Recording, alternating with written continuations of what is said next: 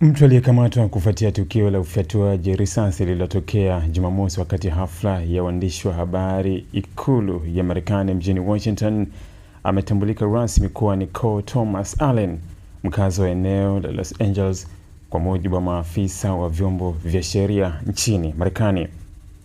Tukio hilo lilizua taharuki kubwa katika hafla hiyo ya kila mwaka inayohusisha na kuwaonesha viongozi wa kisiasa, wanahabari na watu mashuhuri kutoka sekta mbalimbali. Kwa mujibu wa taarifa za awali za uchunguzi, Allen mwenye umri wa miaka 31 anaishi Torrance, California, mji wa pwani ulioko karibu na eneo la South Bay karibu na Los Angeles unaopakana na huba ya Santa Monica.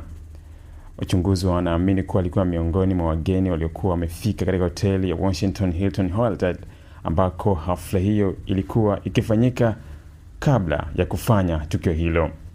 Mkuu wa polisi wa Columbia alieleza kuwa bado uchunguzi unaendelea ili kubaini chanzo halisi cha tukio hilo pamoja na motisha ya mshukiwa.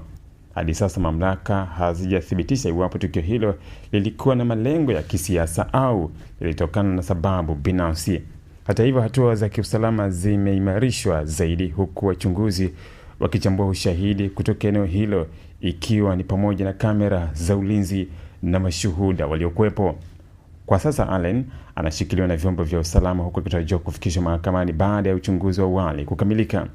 Tukio hili limezua mjadala mpana nchini Marekani kuhusu masuala ya usalama katika hafla za kimataifa pamoja na udhibiti wa silaha, hasa katika mazingira yenye mikusanyiko mikubwa ya watu mashuhuri na viongozi wa kisiasa.